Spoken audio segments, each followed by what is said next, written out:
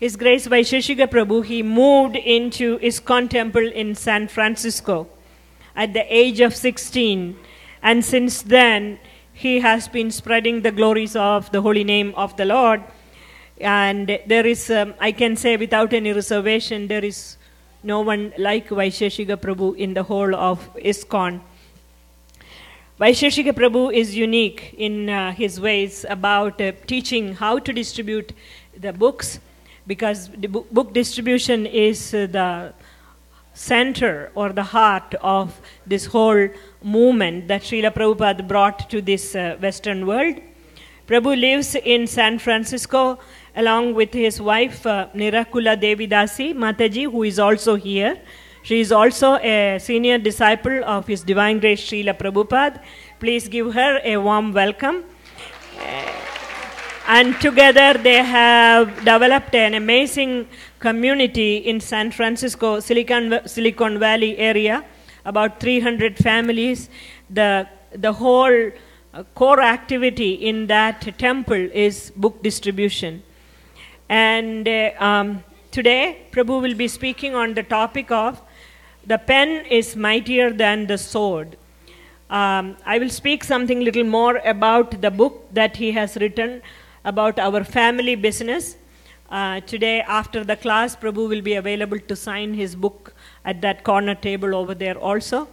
But I'm just going to pass this mic to Vaisesika Prabhu for today's lecture. And in the end, before, I think after the Sunday Feast lecture, I will give a little more insight into this particular book. Thank you very much. Hare Krishna.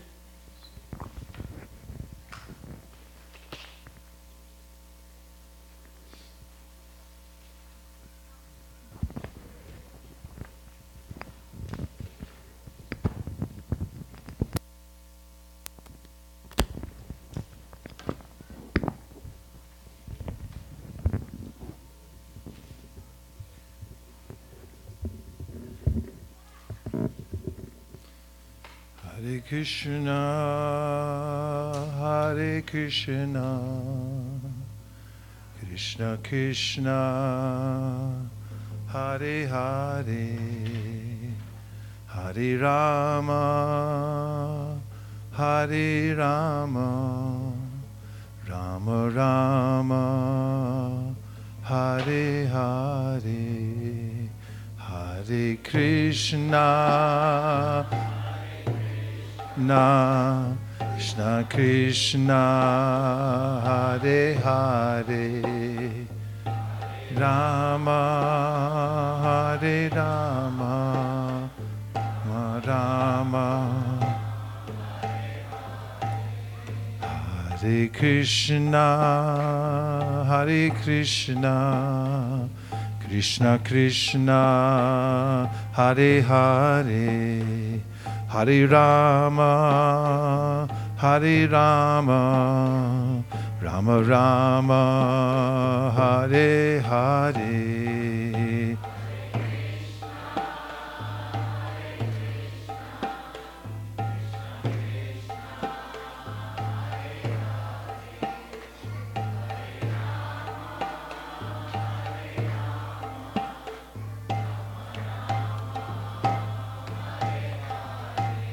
Hare Krishna, Hare Krishna, Krishna Krishna, Hare Hare, Hare Rama, Hare Rama, Rama Rama, Hare Hare.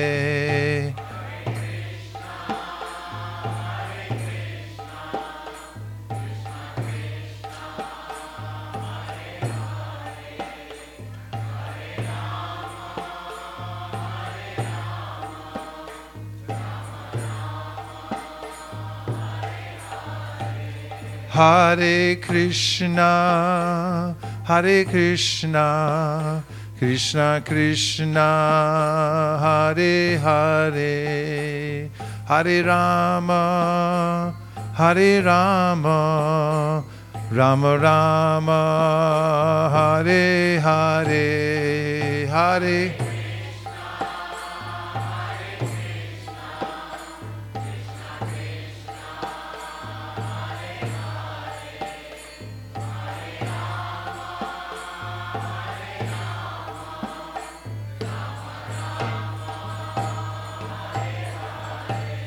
Hare Krishna, Krishna Krishna, Hare Hare, Hare Rama, Rama Rama, Hare Hare.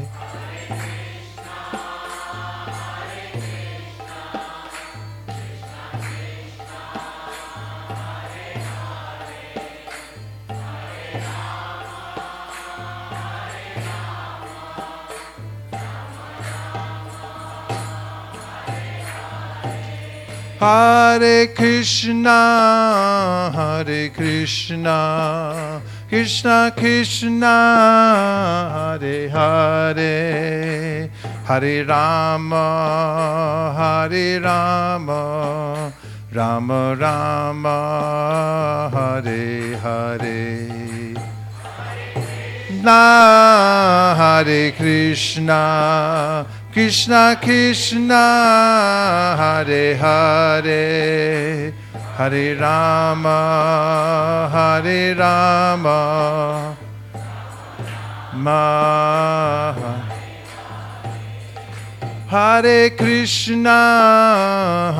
Krishna, Krishna Krishna, Hare Hare, Hare Rama, Rama Rama, Hare Hare.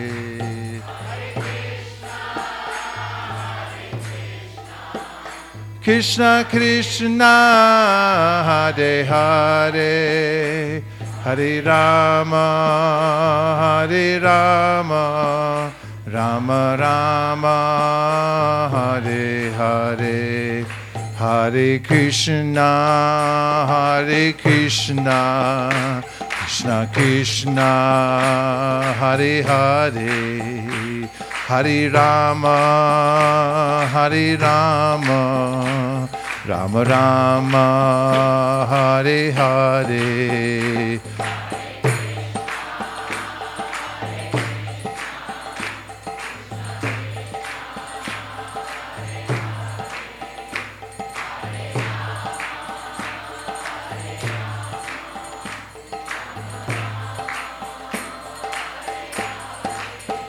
Hare Krishna, Krishna Krishna, Hare Hare, Hare Rama, Rama Rama, Hare Hare.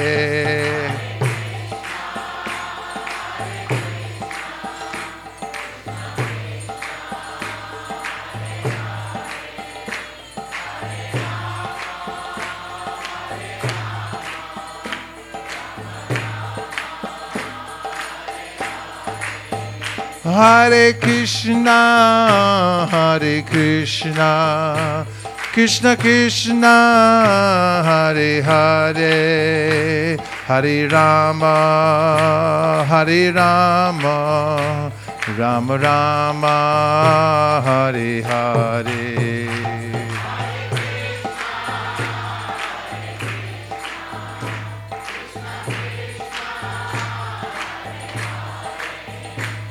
Hare Rama, Rama Rama, Hare Hare.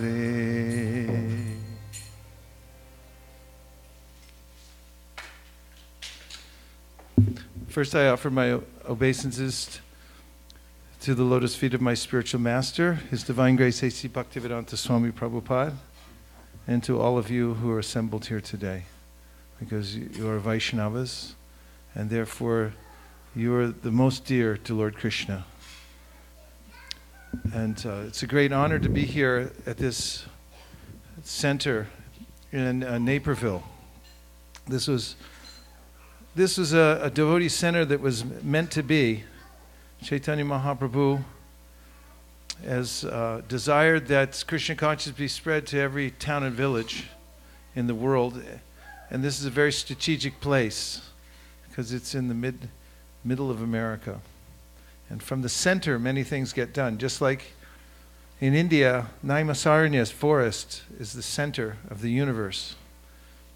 It's the universe organized as a hub and a wheel.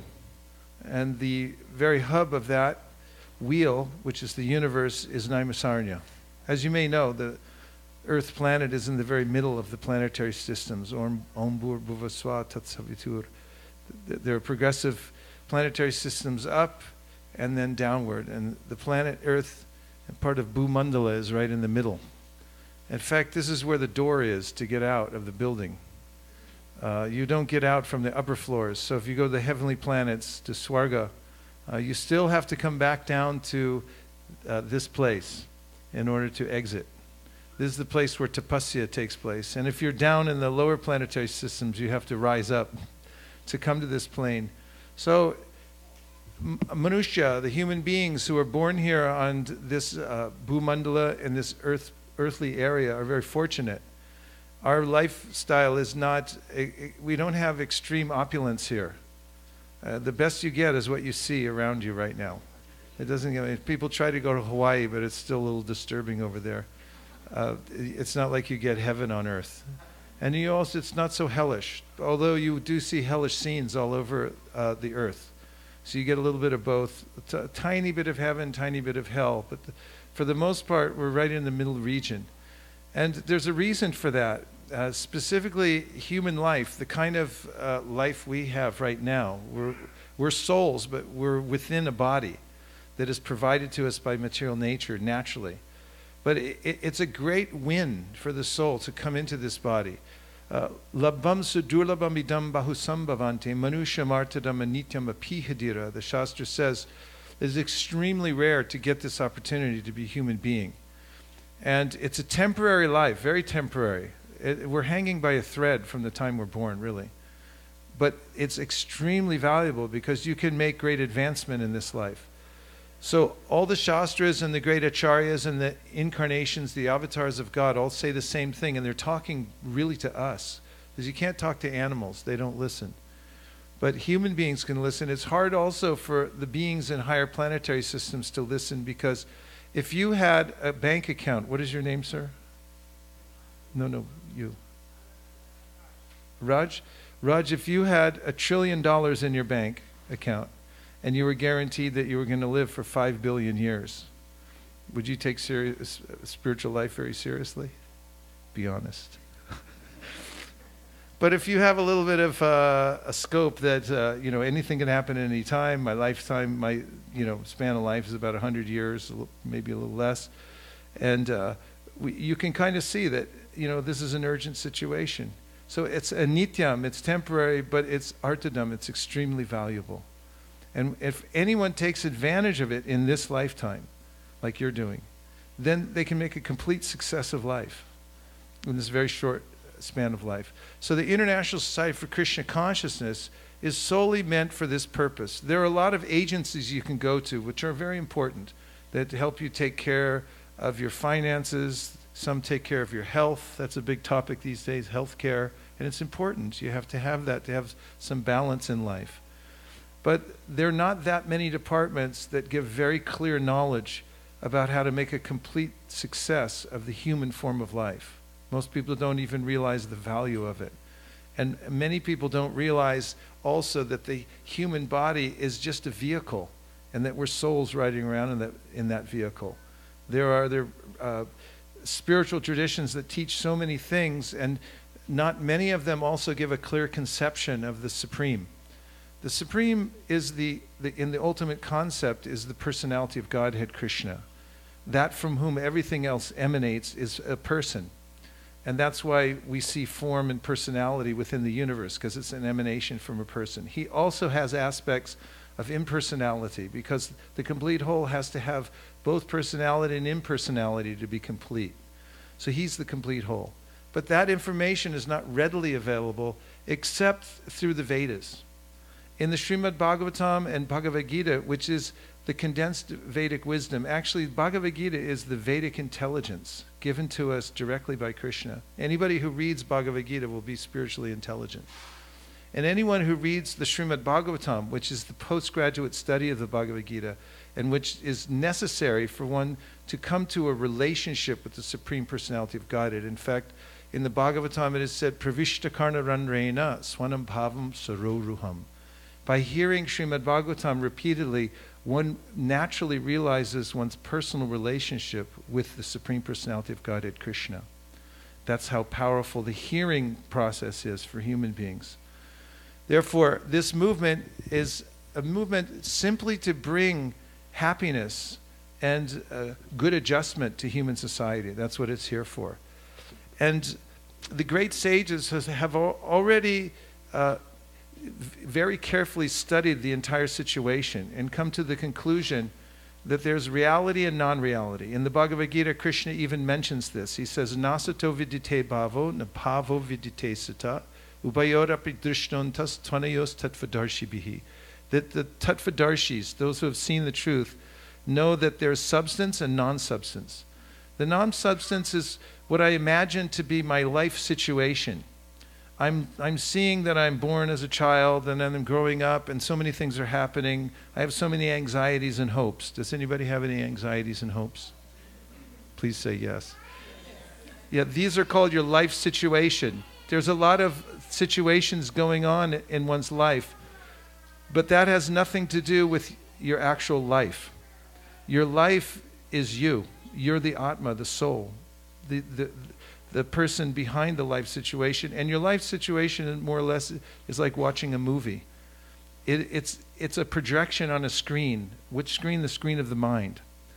So Krishna consciousness is tangible yoga. It's a process by which one can actually come to realize one's real self in relationship with the Supreme Self and make a complete success of the human form of life, following the tradition laid down by the scriptures themselves, which are unassailable, they're axiomatic truth, and by the great sages who have tested the Shastra by dedicating their entire lives to them, and thus showing how they're viable in our own lives. Therefore, we can come to a point of having complete confidence in these sources of knowledge, and when we do and follow them carefully, then we'll notice for ourselves that our lives are becoming well adjusted, that we're getting perspective in life so that we can avoid the great anxiety of becoming over-entangled in material life, and that we also gain knowledge naturally. And the real definition of knowledge is to know the difference between the body and the self. Krishna says this in the Bhagavad Gita, Kshetrajnam chapi mam vidhi sarva kshetri shubharata, kshetra kshetrajnayo jnanam yatach jnanam atambama. He says, my opinion is that knowledge means those who have come to see the difference between their self and the physical body. Therefore, the greatest cause of all in this world, and I would say that every human being would like to work for some cause. We're cause-driven. We need some cause to work towards in order to feel valuable in life and to be valuable. We are servants by nature, and we'd like to do the best service that we possibly can. And there are hundreds, actually thousands or millions of good causes in the world. But according to the Vedic scripture and the authorities like Srila Vyasadeva, there's one great cause. And that is to give people an opportunity to realize their higher self by giving them the information that comes from the spiritual world. That is, the Vedic information. And of all Vedic information, Srila Jiva Goswami, the greatest of the scholars in Vaishnavism in the world, arguably, has written a treatise, the Sat Sandarbha. And in the Sat Sandarbha, which opens with the Tattva Sandarbha, he shows that the Srimad Bhagavatam is the mature fruit of all Vedic wisdom. There it's the original Shruti. You all know the Shruti, right? You've memorized it all? The Yajurveda, have you? Atharva Veda, you've memorized it? What about C++? Java? Yeah, that. Actually, in your culture, and I'm speaking to you as coming from Bharat, the reason you can memorize all these things is because these are your samskars. Your forefathers memorized the Vedas. They started at a young age as children, and they learned the Vedic knowledge, and they were able to pass it down to many generations. You have it in you to learn all these things. It's part of you. It's in your DNA practically. So this is nothing new to you. You don't lack capacity at all. It's just that the only thing that's missing nowadays is just availability and the impetus to actually learn the Vedic scriptures and to understand the progression of Vedic scriptures. The Vedas are there, but practically they're unavailable to us in this age because they're very cryptic and hard to understand. They're vast, and they require also a lifestyle that is not available in this age. You have to grow up in a gurukula and be celibate and have complete isolation to develop the finer tissues of the brain to come to this point. And after the Vedas, there's the Upanishads, which are a little enigmatic. It's hard for many people to understand the Upanishads. The Upanishads sound like they're saying, we are God. But actually what they're saying is, if you want to understand God, look at yourself, because you're a small sample of God. And if you want to see the most amazing thing in this world, look at yourself, because you're a part of the Supreme. And there's nothing like consciousness in the world. Take a minute here and look at somebody's eyes, if you dare. Do you dare? Go ahead. Try it. Look at somebody right in the eyes and see what happens. Come on. Work with me now. Turn. Look. Is anybody looking back? Who was that? That's amazing. It's actually amazing. Consciousness is amazing. Krishna says in the Bhagavad Gita, Ascharyavat pashji kashyarenam ascharyavat vadati tataiva chanya. Some see it as amazing, some hear it as amazing. Some, after studying the whole thing, can't understand the soul at all because it's the most amazing thing in this world. Cars are not amazing, houses are not amazing, all the material manifestations are not that amazing as the soul is. And so that soul is described in the Upanishads. And then Srila Vyasadeva, who is our well-wisher, compiles a series of sutras called the Vedanta Sutra, specifically to give us a summary of what it says in the Upanishads so that we can assimilate it. But that's actually meant for postgraduate students. Like if I go into a class on molecular biology, there will be all these terse little codes that I'll have no idea what they mean. I just think this is meaningless to me. So for most people, the Vedanta Sutra has no meaning. It's very hard to understand what Vyasadeva wrote, because he's actually writing for the topmost sages who look at it and they go, oh, okay, I get it. Just like a PhD will look at, oh, I understand what that professor was saying, right? So he unpacked the Vedanta Sutra for the people in this age who are very busy and don't have time to live a life of celibacy and complete isolation to understand all these things and come to this position. And that comes out in the Srimad Bhagavatam. This is the natural commentary, is the Srimad Bhagavatam and the Vedanta Sutra. It explains what it all means. And this was inspired, Srila Vyasadeva wrote it after he was inspired by his spiritual master. Who was that? Narada. Srila Vyasadeva was in great anxiety. He didn't know why he was in anxiety after compiling all the Vedas, the Upanishads, and even part of in the many Puranas. He couldn't tell why he was still unhappy. He hadn't done his duty fully. So he met with his guru and he said, please tell me what's the deficiency in me. And his guru told him, you haven't completely described the Supreme Personality of Godhead and the spiritual world in such a way that people in this age can understand it and enter into a relationship with the Supreme. Without that, the Bhagavatam says, Yene ravindaksha vimuktamaninas tvayastabhavad avashudha buddhaya. That every kind of liberation one may attain in this life that doesn't have a connection, that doesn't include my connection in a relationship with the Supreme Personality of Godhead, is something that I'll slip from, because it's not relatable to me in an eternal way.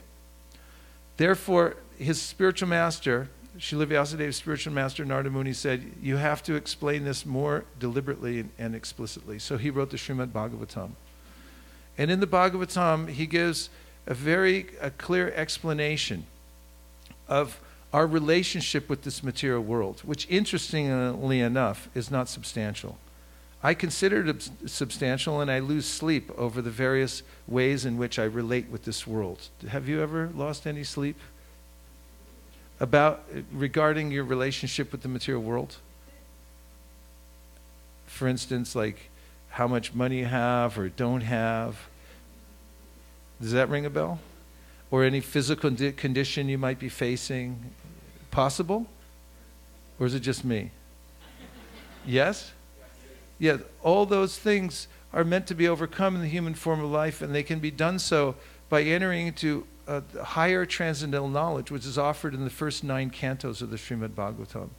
And in the 10th canto of the Srimad Bhagavatam, we get the complete explanation of the activities in the spiritual world, including the relationship that Krishna, the Supreme Personality of Godhead, the divine source of everything, has with his loving eternal devotees. And by hearing those pastimes, one can actually develop a desire to develop one's relationship with the Supreme Personality of Godhead. And this is the essence of the process of bhakti. This is mentioned by one of Sri Chaitanya Mahaprabhu's great disciples, Srila Rupa Goswami. Tanama Rupa Charitari Sukirtananu Smrityo Kramena Rasana Manasini Yoja Tishtam Vraje Tananuragi Jananugami Kalam Nayed Akilam Itupadesha Saram. He says the essence of all advice for practicing bhakti is that one should organize one's life so that one can hear the Srimad Bhagavatam regularly and chant the Lord's names. And if you just do that regularly, then you will come to a point of developing your eternal relationship with Krishna. You'll know everything. You'll come to know everything just by hearing. And Krishna says the same thing in the Bhagavad Gita. I'm making this preface to my presentation today to make the case that the highest welfare work for the people of the world and the best that I can do for myself and my family is to organize my life in such a way that I can hear regularly from the Srimad Bhagavatam. There is no better medicine. This is mentioned in Bhagavatam that anarto pasanam sakshat bhakti yogam anahoksaje lokasya ajanato vidmams chakre satvata samhitam. That Srila Vyasadeva knew what problems we would have right here in Naperville in our own lives. He could foresee that. He's a great sage. And he could also see what the solution is. And the solution isn't working harder. You don't solve problems by working harder, do you? Has anybody solved all the problems of life by working harder? A few people, I guess, have, huh? No? But you solve it by taking in the spiritual vibration of the Srimad Bhagavatam. This lifts one above the fray of the material world and gives one an opportunity to experience real happiness in life, inward happiness. This is where it comes from. So, what is the tradition of literature in the world? First, I'd like to establish this principle, the importance of literature, because our International Society for Krishna Consciousness is based on its literature. This is our foundational point. If we didn't have the Srimad Bhagavatam, Bhagavad Gita, Sri Chaitanya Charitamrita, the Sri Upanishad, the Bhagavad Gita, all the books that we hold so dear for reading ourselves and distributing for others, we would really be an organization without any direction or rudder, and we would have very little to offer the world. So, in the history of the world, books have been adored. Human beings like knowledge. We're knowledge seekers because we're part of Krishna, and we have this chit shakti, this impetus for knowledge. If you'll notice on any bus, train, or airplane that you get on, people have their noses buried in a newspaper, a book, or an iPad. And they're taking in some codes that are written on there in the form of language. And they take the trouble to learn these languages, which are written in code, so that they can get this kind of information, don't they? And they can do it too. Kids just learn language because God has equipped them in such a way. So what is the future of the book in this world? Some people say that the paper books might go away, but industry experts say that it's not going away. 2014 publishers had forecasted that the sales of print books will remain steady. It's not that the digital revolution is taking over the book industry. And as recently as 2016, the New York Times gave this report about how paper books are increasing and thriving, whereas the e-books are not thriving. They're not moving up very rapidly like we thought they might. Of course, we have nothing against electronic books. We also advocate that. That's another tangible way to take in spiritual knowledge. But just for the sake of quelling anyone's fear that books are leaving human society anytime soon, I like to include these couple of slides. What are books? May I have a book in my hand? It'll make me feel better. It calms me down.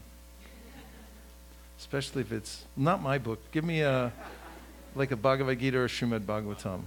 One that's open. Oh, here we go. Here's a book. Would you all agree? Is this a book? Okay, nothing up my sleeve. I have a book here. All right, so what is a book anyway? I mean, there's a lot of observations I have about books. Reading books is interesting because pages are really thin. I mean, you might think, like, how am I actually going to get through a book? Because I have to turn all these pages, and they're really small. I can't go through. But it's amazing how, if you methodically go through and turn each page and look at what's on the page, you enrich your life. And lo and behold, as you continue to turn the pages, you actually get through the whole book. It's possible to get from here to here. Agreed? Okay, that makes me feel better. But what are they? Let's look at it like in an objective way. Books are containers. What do they have inside? And why do people bother to write things in books, to create a book? It's got a formed substance, it's got a little spine on it, and it holds together, and it's all written in codes. Because they want to share the ideas that are within. And the ideas that are within books are idea seeds. They are seeds. And the seeds go into the ears, they go through the eyes, and they enter within the hearts of those who read them. And then they grow, and they have an effect on the individual and on human society in general. And why is that? Well, in the Srimad Bhagavatam, the Atma, the soul, that's who we are, is described as a particular category of energy. That category of energy is also described in the Vishnu Purana. Vishnu Shakti Para Prokta Kshetra Gyakya Tatapara Avidya Karma Samyangya Tritya Shakti Rishite. The Vishnu Purana says there, God has three major energies. One energy is the spiritual energy in the spiritual world. Another is the external energy, which is the manifestation of Durga, this material world, which is a real pain, actually. And if you look at Durga, she's got a trident, and she's riding on a tigress, and she's poking people, and one of them is me, and it doesn't feel good. And then there's a third energy, which is called the Tatastha, and that's the soul, who's part and parcel of God and can reside either in the spiritual energy or the material energy. Now, we have volition, we have free will, and I like to say that the soul is always open to suggestion. Please repeat. The soul is? Yeah, and we find this all the time. Why do you think people advertise? They put up big signs. They'll say, drink Coca-Cola. And what is the advertising campaign for Coca-Cola presently? It says, open a bottle of happiness. Now, you're all way above average intelligence. You're the cream of the crop. So let me ask you, is Coca-Cola a bottle of happiness? I'm very glad to hear that. What is it, actually? It's sugar water with a little flavoring, a little caffeine inside. It's not really a bottle of happiness. But do people buy Coca-Cola? every continent of the world, people, there's big trucks pulling up to buildings, unloading tons of gallons, oceans of Coca-Cola. Little Jiva's drinking it everywhere. Why? Little Jiva walked along and saw a sign that says, Coca-Cola, open up a bottle of happiness. And because little Jiva is, you got to work with me on this, the rest of these slides. Little Jiva is?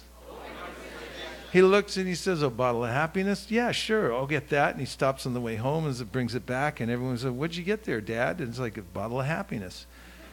And then little Jiva pops the top open. And hears a little fizz sound. And you think, wow, maybe it's in there. And every cell in his body is saying, don't put that in here. You're crazy. And he goes, no, I saw it on the sign. Glunk, glunk, glunk, glunk, glunk. And, you know, in a decade or two, his teeth fall out and he starts looking all wrinkly. Was it a bottle of happiness? No. But from one item of information to another that's offered to me here in the material world, I search for a resting place. I search for an object of satisfaction. I search for some elixir that I can drink, that I can take in, that will actually make me happy. And I'm open to suggestion in that way. And therefore, all over the world, people write books, they put up signs, and they try to influence little jivas, either individually or en masse, to take up a particular suggestion. One of the ways in history that this has been done is through printing. You'll see on this left side some samples of early scrolls. These were written on palm leaves, and the way that they're written is with a stylus. There's a metal stylus with a semi-sharp edge. And the scribe who would write these scrolls impresses the stylus upon the palm leaf, which you see there, and then places it in the sun. And after some time, the place that has been impressed makes that dark color. And do you see the artistry of those letters? And now, some of these scrolls, can you imagine taking time out from your busy schedule to copy the Bhagavad Gita by hand? How long do you think it would take? Raj, how long do you think it would take? How much? Quite a while? No, give me a number.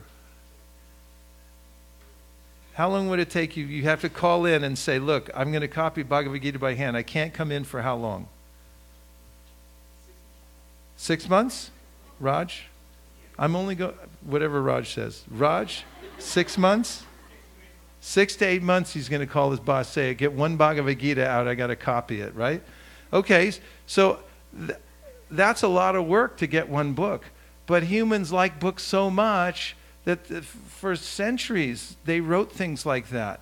They copied it on the palm leaves. Even Sri Chaitanya Mahaprabhu, when he found the Brahma Samhita in Adikeshwara temple in South India, he had it copied multiple times by scribes.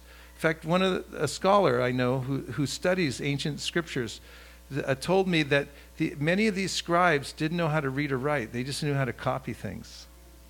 And so they'd sit there all day long and just copy these scriptures and make them available to people. And there was only a limited amount of these scriptures available to people. You can't just copy it electronically, which seems inconceivable to us nowadays, doesn't it? So some centuries ago, a European developed a printing press, a movable type, a man named Gutenberg, who said, we need more people who understand the Bible in the world. So he invented a mechanical way to print books through movable type, and he invented what's today called the Gutenberg press, where he could print multiple Bibles at the same time. Some of these are still on display in museums around the world. You can go look at them. They're works of art. And after him, the Royal Bible Society started inventing better technology so that they could print them faster. And as the Bible started going out around the world, people started taking up Christianity wholesale by coming in contact with these scriptures more and more. So, how do books transform the world? Well, I just mentioned the Bible and the way it got printed. How about, anybody here heard of evolution? Who here has heard of evolution? Raise your hand. Theory of evolution. Only like 5 people. Okay, who here hasn't heard of the theory of evolution? Okay, 2 people. But he's looking it up on Google right now. So,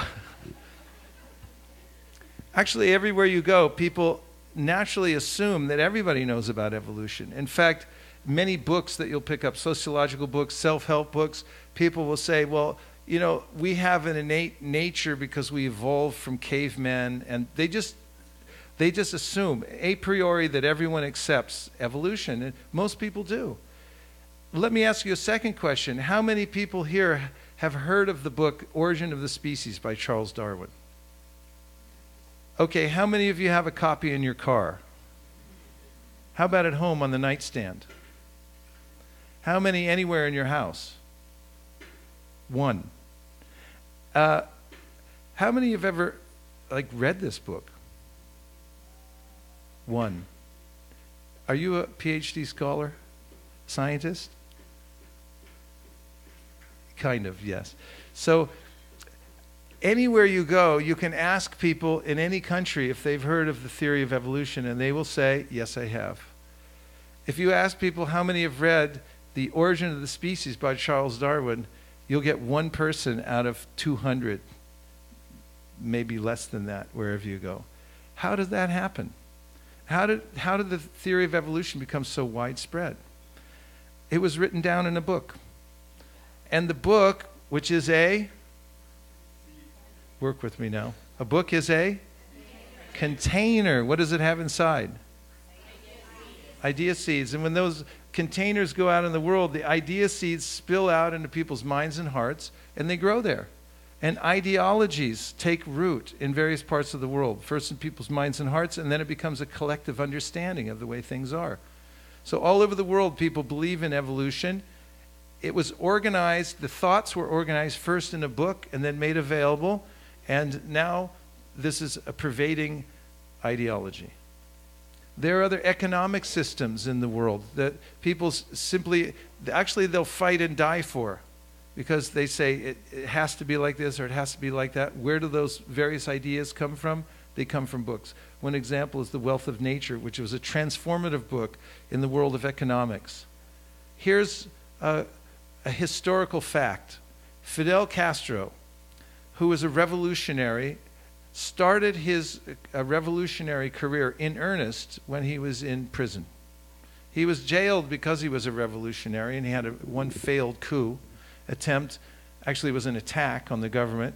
So he's put in jail for a long period of time. But while he was there, he wrote down his theories for social reform on paper, and he did so using lime juice. What is your name? Yes. No, behind him. You. What? Prabhu. Have you ever written anything on paper in lime juice? Do you know what happens when you write something on lime juice on paper? It's invisible. But when you take it outside and you put it in the sun, then you can read it again. That's pretty sneaky, right?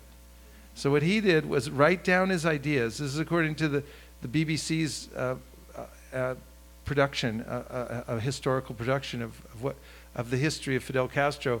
The papers that he was writing were smuggled out of the prison by his then fiancée, Mitra, who would come in and apparently take out these blank papers, reconstitute them, put them together in little booklets and distribute them. By the time he came out of prison, the society was ready for revolution, according to historians. How about the United States of America? How did we get to where we are now? How did we break away from the British crown? Say revolution. How did that start?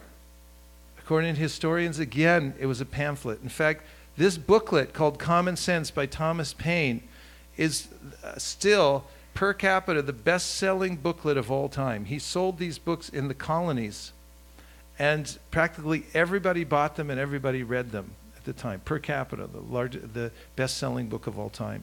And this book instilled in people a desire to break away from the crown, gave them the courage. It galvanized them, and they rose up, and there was a revolution. And the historians all point to this book as being the force behind the revolution. So,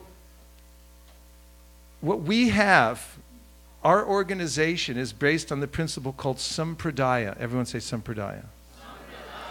The word actually means to give a gift, to bequeath something. And what is it that's being given from Krishna all the way down through the great saints who form a chain of disciplic succession? What is that gift? Let's have a look at it. First of all, I mentioned Sri Chaitanya Mahaprabhu, who is the founder of the modern Hare Krishna movement over 500 years ago. And he was very much fond of books. He took the trouble to copy the Brahma Samhita, the Krishna Karnamrita, and he instilled in all of his disciples, primarily who are the 6 Goswamis of Vrindavan, the importance of literature in society. And he induced them to write multiple books explaining the process of bhakti for the world. Now, have you ever seen this picture? If you haven't seen this picture, raise your hand. Okay, what this picture shows is Lord Krishna in the spiritual world at the top playing his flute. And the flute song is represented by that kind of, looks like a wave coming down into the ear holes of Lord Brahma, who's sitting on top of a lotus flower. Because at the beginning of creation, Brahma is born from the lotus that arises from the navel of Garbhodakshay Vishnu. And when he goes into meditation and prays for Krishna's help, Krishna then plays his flute. And the flute song comes into the ears of Brahma. And he hears it as Omkar. And then from that vibration, which is the seed vibration of the Vedas, then he's able to manifest the sounds of the Vedas, which are the source of liberation. Anavriti Shabda, liberation by sound. So the original sound vibration comes from the spiritual world. So this picture is from the beginning of creation. But I have a question for you. Is there anything anachronistic about this picture? Anything out of place since this is the beginning of creation?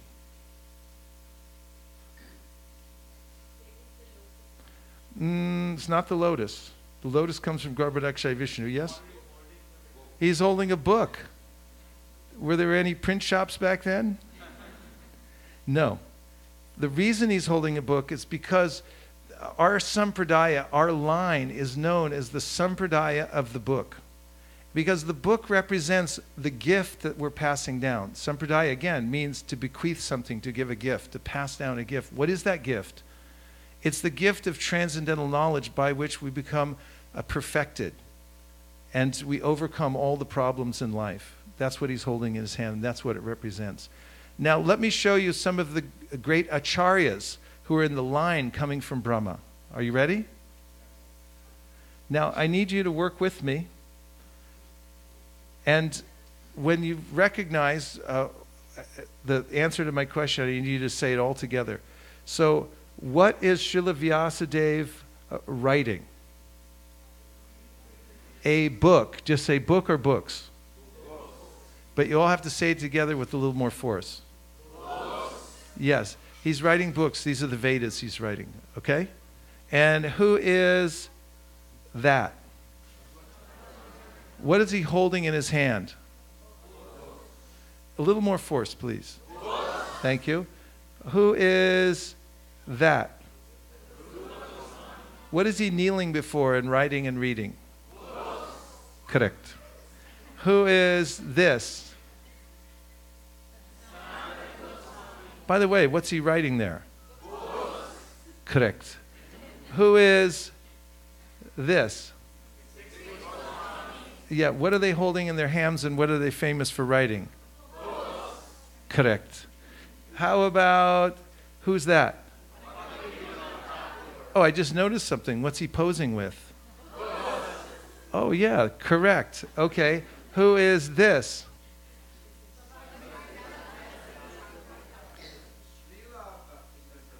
What is he posing with?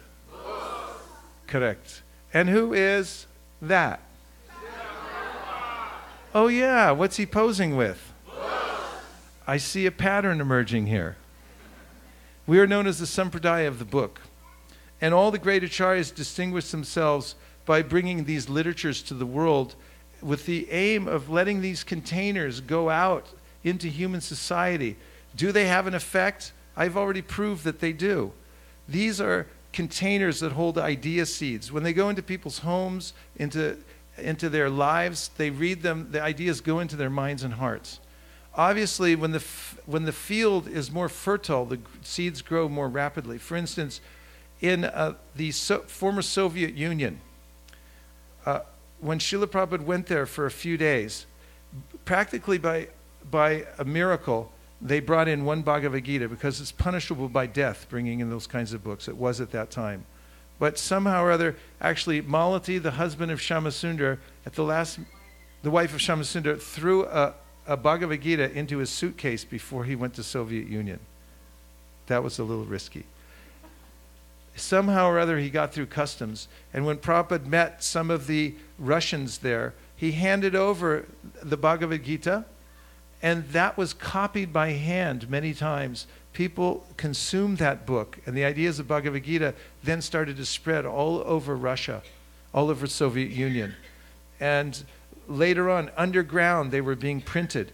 And now there are tens of thousands of Vaishnavas, Russian Vaishnavas. And according to the modern day leaders in the ISKCON society who were there at the time, this all evolved because of the seeds that came from these containers, which we call books. So these books lead to an improved society, and if one takes advantage of them for oneself, one becomes elevated in spiritual knowledge. Therefore, we say that the distribution of literature is the great cause.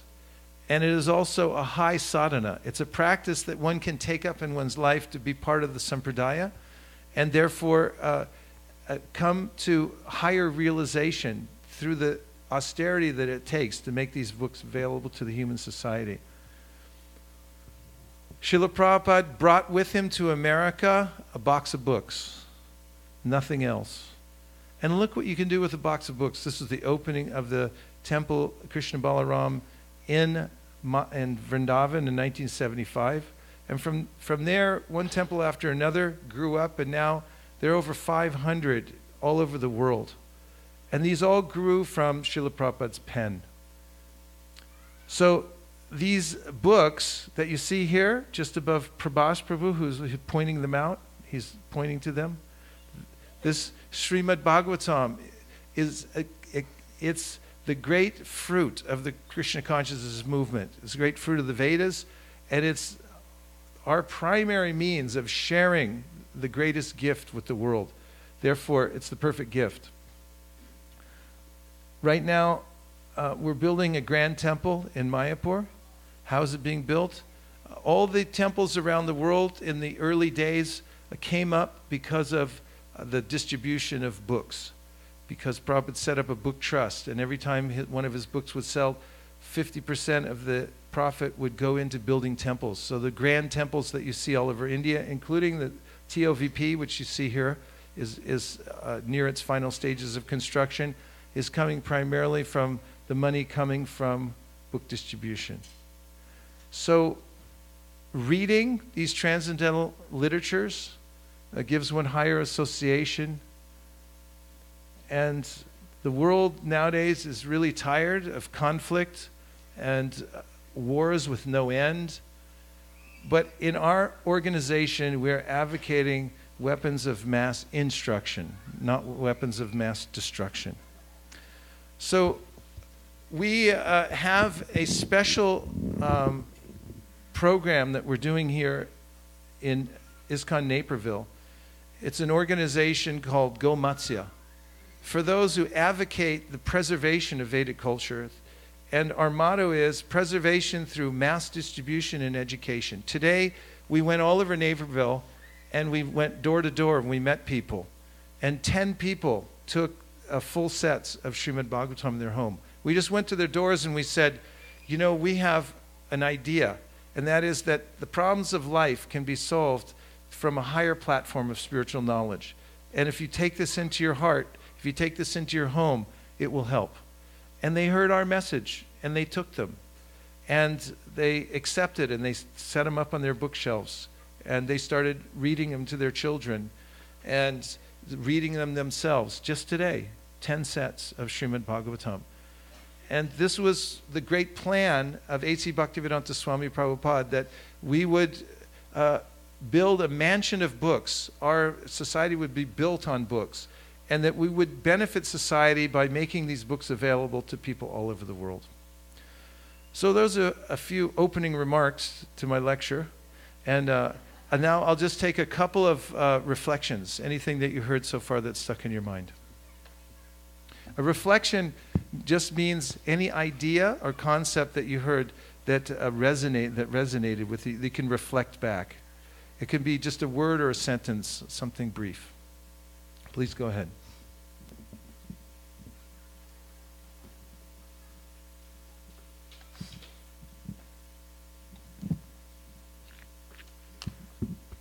I really like how you put that books are idea seeds. That's like really stuck with me. Yeah, books are containers, and they hold idea seeds, and they go out into the world, they spill out, and they have their effect. It's a tangible method of changing the world. Humans have depended on books since time immemorial. What else? Nirkula? You'll get the mic here within 7 seconds or less, or your money back from this assembly today. We are the sampradaya of the book. We are the sampradaya of the book, yes. So feel free to indulge yourself in these books and to make them as gifts to others. What else? Yes. I liked how you shared the history of how the books came from different How books founded various ideologies in the world, how they took root because of that? Yes. Yes, thank you very much. Deepti in the middle. Soul is always open for suggestions. That's right. The tatasta jiva means open to suggestion. Now, all the time people change their mind because they get more information. So if you get information from the spiritual world, you can change your mind about staying in the material world and suffering. Yes. Krishna Maharaj, I like the way how you demonstrated that although the Darwin theory or the popular books that caused the revolution are not actually read by common people, but those theories stuck in. Yes. So it is imperative that although not everybody may read these spiritual books, but it is imperative that they be distributed so that these ideas get spilled into common people through their Thank you for remembering that. Yes, very good. And so this set of books that you see here, this is the Srimad Bhagavatam. It's 12 cantos and it's 18 volumes. And today when we went around to people, we recommended that they take these books and keep them in their home as a means for preserving the Vedic culture, as it's enshrined within the books themselves. They can take advantage of it in their own homes, and that they can also teach it to others. And also, because the books are in many places all over the world, it will ensure that the Vedic sound, the Srimad Bhagavatam, is preserved over time. No matter how many geological changes there are, political changes, when the books are widely spread throughout society, it will preserve this very important culture for the world. So we have these boxes of books, and over the next several weeks, we're putting a focus on this because there's an important day coming up on September 5th. It's called Bhadra Purnima. Bhadra Purnima, as is mentioned on this flyer, is the full moon day in Bhadra. And in the Srimad Bhagavatam, it is said, and I quote directly from Scripture, "If on the full moon day of the month of Bhadra one places Srimad Bhagavatam on a golden throne and gives it as a gift, he will attain the supreme transcendental destination."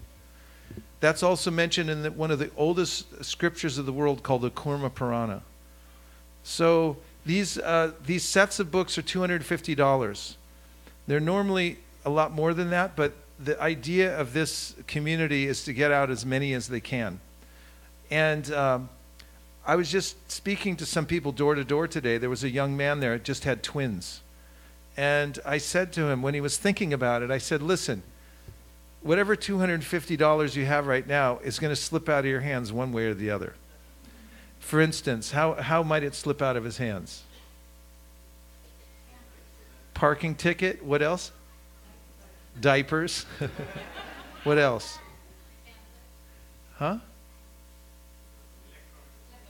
Tablet, yeah. I mean, he may buy some things and people might take it away. You know, Uncle Dilip may call him up and say, listen, I need $250 right now, and I know you have it, you know, pass it over. And what can you say? He's like, all right, Uncle Dilip, I'll give you the money. You know, one way or another, everybody here knows money goes away.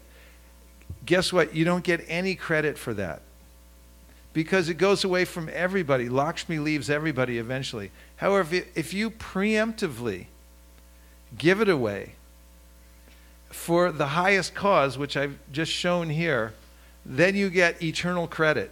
That's called street smarts. You figure out where to preemptively give your wealth so that you get eternal credit. And this is one of the places that's mentioned in Scripture. So we advocate, for the sake of preserving Vedic culture, take a full set of Bhagavatams and put it in your home, enshrine it there, and read it, worship it. Every object that we have in our life, according to Vastu, has a particular influence on us. Every chair, every vase, every way that arches are made in our house has an effect on our consciousness. This is Vedic science. And the Srimad Bhagavatam apparently is a physical object. It's actually eternality meeting the temporal world. And there it has its influence. It's a spiritual object. And when you keep that spiritual object in your home, it has a powerful spiritual influence. You may not see it with your eyes, but you'll experience it in your life. Just like Wi-Fi, you don't see it, but you know it's working. So we just ask everybody, I'm just visiting here from California. I have no vested interest in this other than the fact that I would like to see the world to be a better place, and that I know all of you, I recognize you, I know you. I know who you are. You come from a higher culture. I said it before, you're the cream of the crop of the world, and the Shastra says it too. And so you should have this. You should take it. You should worship it. Set the example. Keep it in your house. Worship it. And when you do, you'll be part of a movement to preserve Vedic culture just by keeping it. And you can also recommend other people to take it. And by referring other people and recommending that they join this program called Go Matsya. Matsya is the avatar of Krishna who saved the Vedas.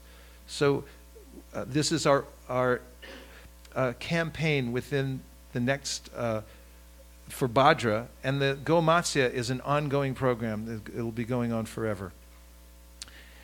I think we're finished now because it's 6:30. Is that correct? 6:30 we're done? Then, pardon me?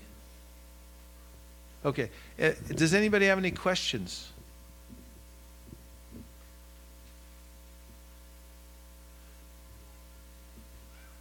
Okay, I have a question for you. How can we help you carry this to your car? We have some strong young people here who will carry your set to your car. Just take at least one set, put it in your home. And the devotees, if you like, will come over and also do a little puja to install it in your house. Thank you very much. Yes? Do we have to pay for it all today? Why no? You don't. We trust you. You can take it away and pay when you want. I think the devotees here have arranged so that you can pay by MasterCard or Visa and pay back your credit company later if you like. We take MasterCard, Visa, American Express, Carte Blanche, or Diners Club, whatever you like. And also you can just give $100 and then, or $150, and then pay off the rest whenever you like. It's only $250, which is, I dare say, nothing. It's practically zero. Anything else? Okay. Mataji, let's welcome our fearless leader and temple president. Please give her a round. A little more.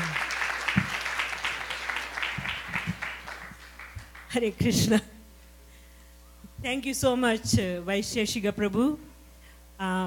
Please give a big hand.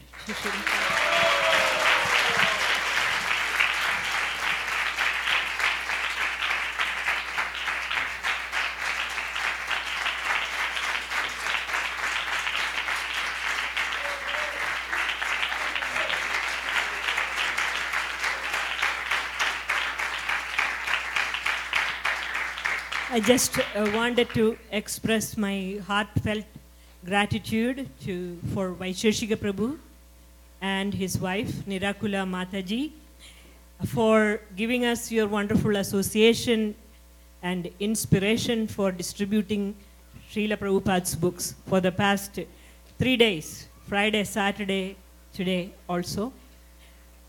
It has been an amazing experience. Those of you who went out and distributed the books, you know that. And those of you who haven't experienced it, you should also do the same so that you will feel equally inspired.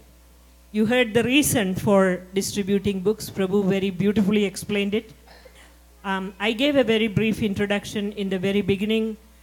For those of you who do not know who Vaisesika Prabhu and Nirakula Mataji are, they have come from Silicon Valley, San Francisco. Vaisesika Prabhu joined this movement when he was 16 years old.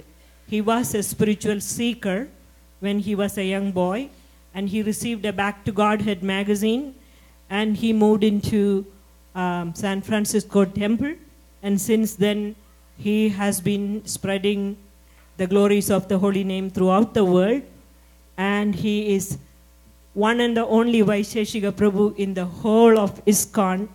He is so well known everywhere for his unique ways of distributing this transcendental knowledge.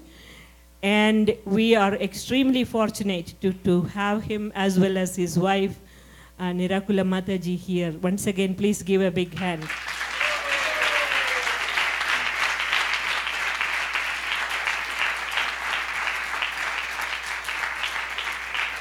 Vaisesika Prabhu is also an initiating spiritual master. He travels all around the world.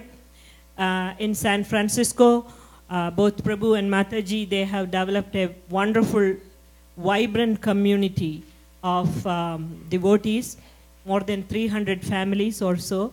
And I visited that place last year, and I think early this year, I saw a lot of similarities between San Francisco community and here, because San Jose community and here, because the kind of the nature of the people, you know, mostly Indian background, and they were all fired up in distributing these books for the same reason that Prabhu was explaining. The spiritual knowledge that we have received when we give, and we are the ones who are mostly benefited. We have spoken about this a number of times in this assembly, and repeating that again, because there is no better gift that we can give to others than the gift of books. So having said that, today we have Srimad Bhagavatam books here. Also, this Bhadra Purnima that Prabhu was discussing, which is September 5th. We are going to organize a program here in the temple where we will be having this golden throne. And those of you who receive Srimad Bhagavatam, who would like to receive it from us on the golden throne, or if you would like to give the same Bhagavatam set to anyone else that you know, you can place it on that golden throne and distribute it to others. So these golden thrones will also be made available here on September 5th. We want all of you to make the best use of this amazing opportunity to go back to Godhead, which is not such a simple thing, as you know, but this is the easiest way to do that. And today, Vaisesika Prabhu will be here. You can receive Srimad Bhagavatam from him, from his own hands, which is a rare opportunity. And And these books, we don't sell them. Can you imagine? These are like 18 volumes. And the cost of it is almost nothing. It is $250. So I really encourage all of you to do the same. Another thing is that here is a book called Our Family Business. This is written by His Grace Vaisesika Prabhu. This book, as you know, ISKCON is very well known for book distribution. Devotees are known to be distributing books in airports and on the streets and everywhere. There is no other institution which does something of that scale maybe there are Christianity, Bible, they do their door-to-door, they do some preaching. But ISKCON is quite well known for this type of book distribution. So in this book, Vaisesika Prabhu is explaining the history of book distribution in ISKCON, how book distribution is the literary kirtan, and it perfectly links one to the Yuga Dharma of the chanting of the holy names, and how performing book distribution is the highest sadhana, and a number of other things. It's an amazing book, and he will be doing a book signing here, so you could come and receive his books from this table as well. And last, but there are two other announcements I have to make. I'm not sure how many of you are aware of ISKCON Connection. This is an effort by ISKCON to enroll members in, we have distributed this, I think we had sent out emails requesting the devotees who come here to enroll in ISKCON Connection. If you enroll in this program, you will be getting periodic newsletters about the activities that are going on throughout the ISKCON world, and your name will be engraved and displayed in copper plates and offered to Pancha Tattva and Srila Prabhupada at TOVP. So even though we send out this information through email and I think through our website, somehow or other, because you are all too busy doing other things, looks like many people did not enroll yourself. And this is a serious effort taken by GBC to take an account, to get an account of how many of you really are part of ISKCON. So you're not losing anything by signing up for this. So today, going forward, every Sunday, we are having some youth group members actively enrolling people in this ISKCON Connection website. You can do it yourself, but you can also enroll it through them. We really appreciate if you take a few minutes to do that. Today's Sunday Feast is sponsored by two families. One is Shyam Prabhu and Reena Mataji celebrating Krishna Aditya's birthday. Hare Krishna, where is Krishna Aditya? Where did he go? Then the mother should come and receive the prasadam. Or the father. You have it? Okay. Who else sponsored today? Her sister can receive it. Yes. Thank you so much. And who else is that? Shashi Kumar Maheshwari for seeking Lord's blessings. Are you here? No. As usual, let us glorify the Supreme Lord. Please chant the holy names after me. Hare Krishna, Hare Krishna, Krishna Krishna, Hare Hare, Hare Rama, Hare Rama, Rama Rama, Hare Hare. And those of you who wish to distribute prasadam, you can contact Abhay Prabhu. He is not here today, so you can contact Shyam Prabhu. Yes? Okay, so you can talk with Shyam Prabhu. Yes. Next week also the Radhashtami. We are celebrating next week Sunday. So thank you again. Please meet with Vaisesika Prabhu, who will be available here at the book table. Thank you again, Prabhu. We hope you will come back very soon. Appreciate that. Hare Krishna.